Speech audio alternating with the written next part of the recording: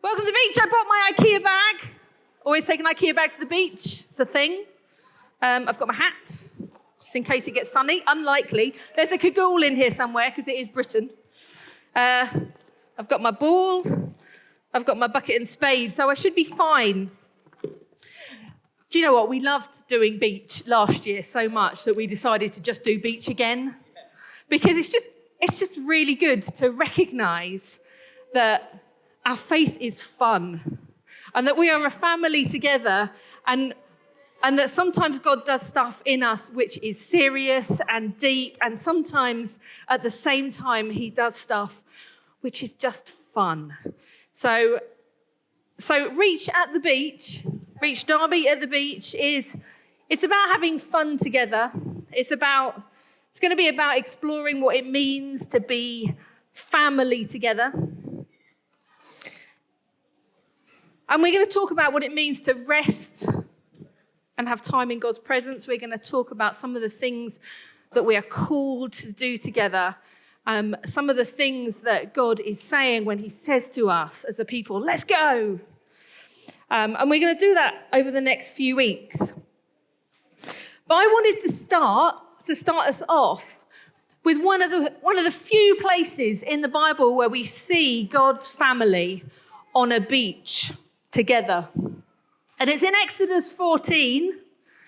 And it is in this moment, just before we know what happens, just before God parts the waves and saves his people, when you've got this gathering of people, of Israelites on the beach, people who have been brought out of Egypt, people who have decided that following Moses was a good idea, but they haven't yet been through that incredible experience of walking through the parted sea, which made them a nation. Now we can look back at it from the perspective of knowing that we are gathered here today as a people who have been brought through the waters, as a people who have been rescued, a people who have been saved. But we're going to look back at them, at these people on the beach, and have a think about what it was like for them. I'm just going to do a little bit of the story so far. And I'm going to do it with the help of Pack 7 Kids show, which is called Nani Unglian, which means little fingers, and which tells Bible stories using little fingers. So I've got them for some pictures, but you might remember the story. So Joseph, a really long time ago, has gone to Egypt, done quite well for himself in the end. And he brought the whole family into Egypt, and they're there for 400 years. Now, 400 years is a really long time. Any of you learned at school about the Great Fire of London? Put your hand up if you've learned about the Great Fire of London. Like that was a really long time ago, wasn't it, right? That wasn't 400 years ago. That wasn't quite 400 years ago. It's a really, really long time that the people have been in Egypt.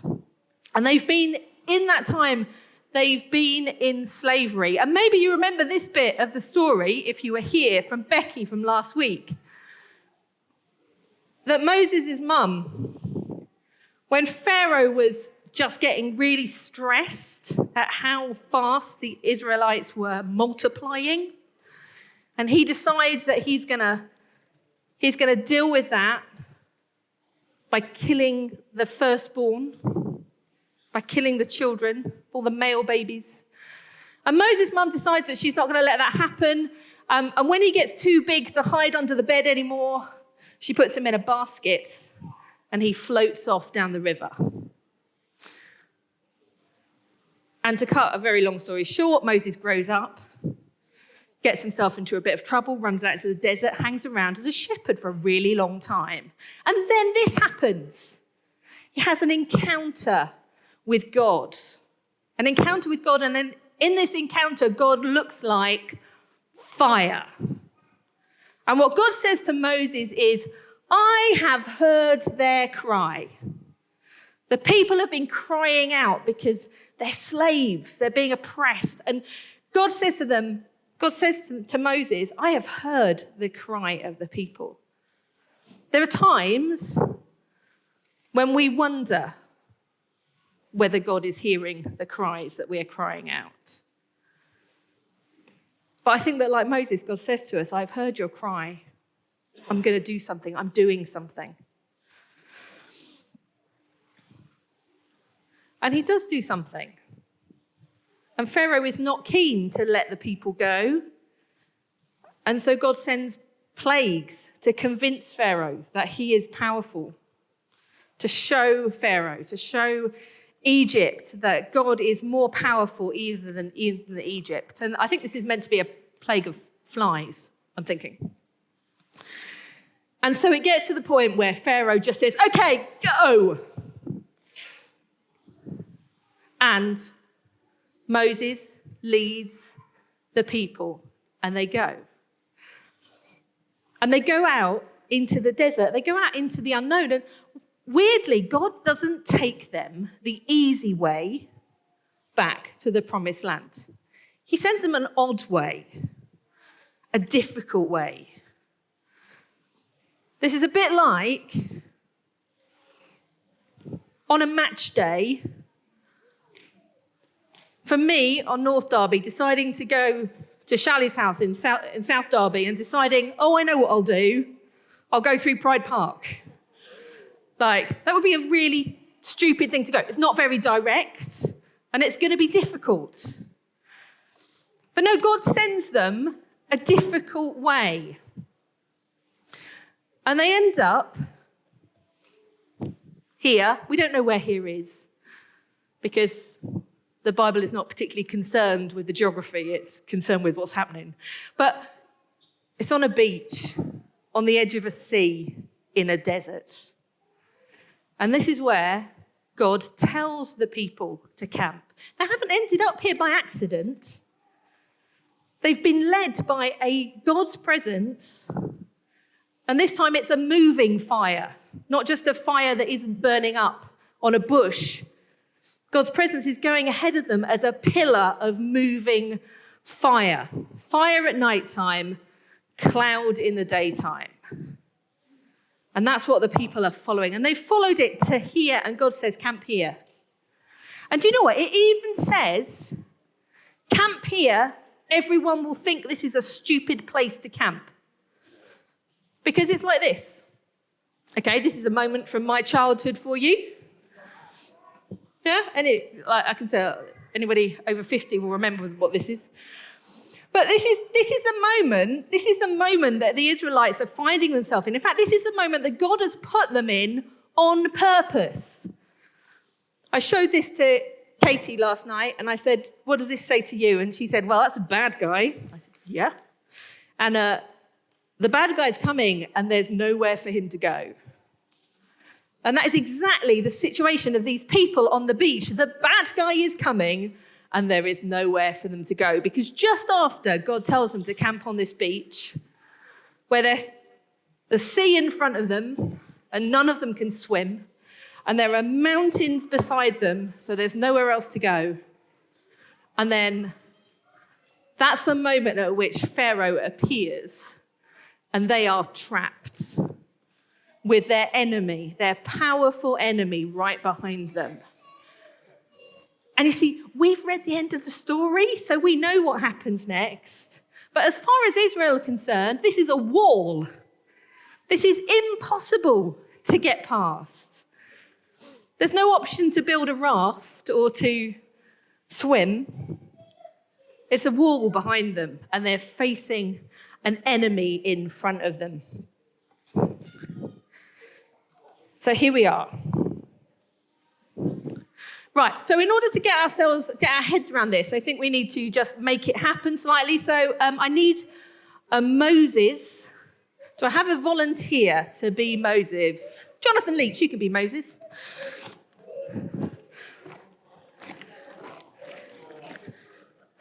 Jonathan, I don't think you look quite old enough, so I think, could you, thank you. Right, if you could just, there's loops on there somewhere. Let's go on your ears. There you go.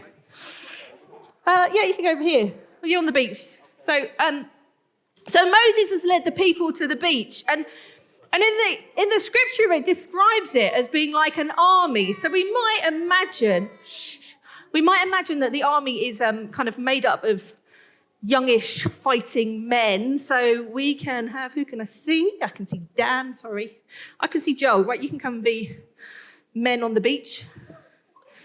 Ready to fight? Yeah. So it says army, so we think that it's probably just young men, but of course it's not just young men, is it? It's young, there are women there as well. So Shally, where's Shally hiding? Does she run away? Come on then, Shally, you can be on the beach. Yeah. Right, I was going to ask Hannah, but is Hannah not here? Oh, shame. I was going to ask her. But anyway, so thank you, on the beach. Yeah, facing that way. Good, you're ready. Ready. Good. Right, well, obviously there weren't just young people on the beach, was it? Because what Moses did was go to the people and say, you've all got to come. You've all got to come. You've all got to get out of here. So but we're not going to put everybody on the stage because that would be a bit scary for me. But I do need, I need some grandparents. Chipper, you can be a grandparent. Do you want to bring Anna as well? So there were grandparents on the beach. There were parents with little kids on the beach. Anybody? Charlotte, could you come and bring a little kid? Yay! Well done, I know. There were parents on the beach with little kids. In fact, there were whole families on the beach. So there were like people with their mum, Catherine. You bring Barbara. She won't be willing, but there were people. There were people there with their mums. There were people there with their parents. There were people there who've got older kids with them. Would you like to go on the beach? Okay. There were people there with other people's kids. There you go. Yeah.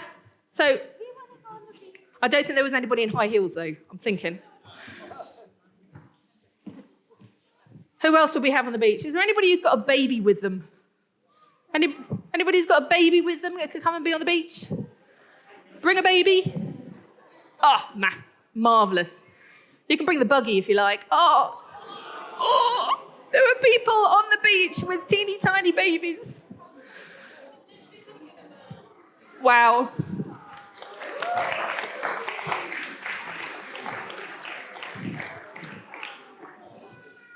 There were teenagers on the beach.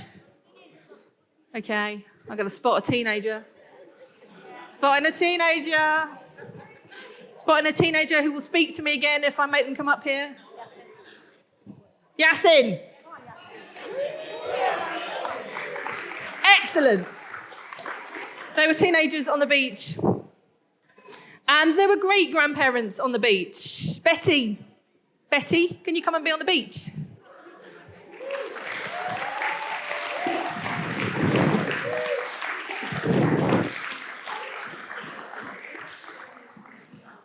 And there are all these people on the beach, and they have put their lives in Moses' hands.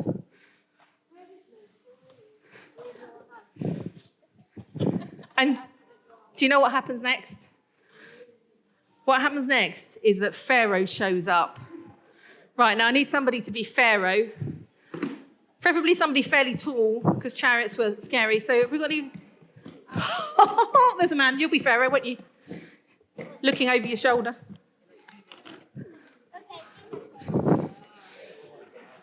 Here we go.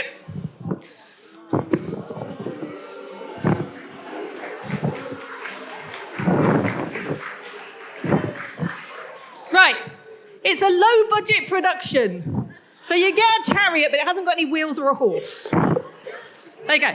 Now you're just going to stand over there. You do that. So what you want to think about is that, so you guys are all mountains. Can a few of you at least be a mountain? You guys are all mountains. And you guys are all mountains. And there's just one way through. And then these guys, and they're on a beach. And then Pharaoh is coming with all his armies and all his chariots. And there are actually a lot more of them than just what you can say where you are. And do you know what happens? You can put down the mountains because I don't want you to get too tired. What happened was that in great fear, the Israelites cried out. Are we surprised? Along that lines. And they cried out, and they all turned to Moses at this point. Do you want to turn to Moses and shake a fist at him? They all turned to Moses at this point, and they say, weren't there enough graves in Egypt? Did you bring us here so that we could die on a beach?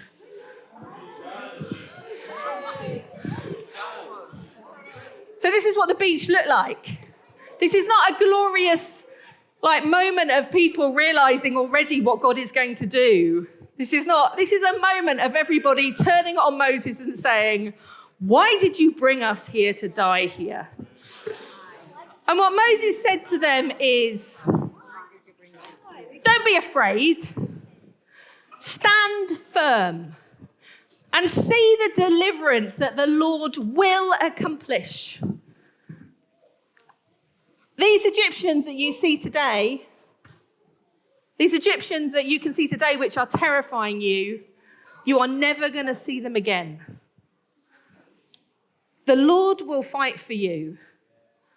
You need only to be still. Now, it's a little bit sharp. It's not kind of like there, folks. It's a little bit kind of like, did you not just see what God did? Did you not just see what God did in Egypt, how he brought us out here? If he said he's going to deliver you, then he is going to deliver you. He is going to deliver you. He kind of just tells you if you could all just pipe down, please. And then I want to show you what God did next, because there are a load of us here. We talked a few weeks ago about, John came and he talked about David and Goliath. He talked about us facing our Goliath. He talked about how we stand and face the might of, and this picture is the might of the Egyptian Empire, which is probably the most powerful empire that is in the ancient world at the time. It is the most powerful enemy you could possibly have. And Israel are here on the beach and they've got no way out and they're facing their enemy. And what God does is he takes himself from his position where he's led them. He takes himself, his presence, this pillar of cloud and of fire, and he stands in between the enemy and the people. And the people spend a whole night on the beach waiting for that miracle where God parts the sea. They spend a whole night waiting. But in their waiting, God comes and stands between the people and the enemy that has come to destroy them. So I felt that what God really wanted to say to us today out of this story, you guys can go and sit down now if you like. Feel free to take a bucket.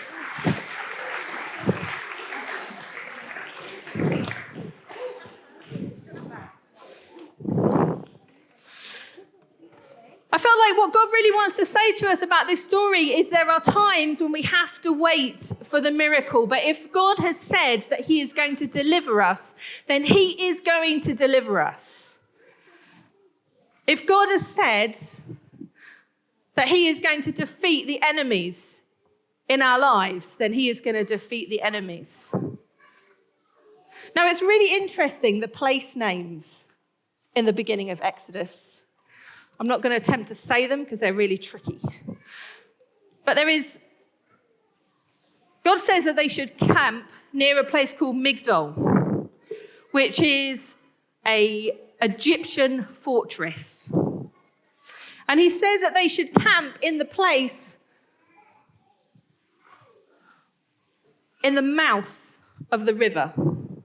So that's how we know that there's nowhere else for them to go. They're in this mouth. But he says to them to camp opposite Baal-zephon. And that Baal-zephon is the Canaanite god of storms and sea. So God has had them camp in this place where the power of Egypt and the power of the sea box them in, and then he defeats both of them. And he defeats both of them by a slightly old man stretching his hand out over the sea and dry land coming. And the Israelites couldn't have expected that. It's really easy for us when we know the end of the story, because the last time that God spoke and seas parted and dry land happened, well, that was way back in Genesis. So it is the kind of thing that God does, but he hasn't done it for a really long time. And he hasn't done it since then. But in that moment, he did. In that moment, but in the moment before the moment before the miracle, he came and stood. His presence came and was between the people and their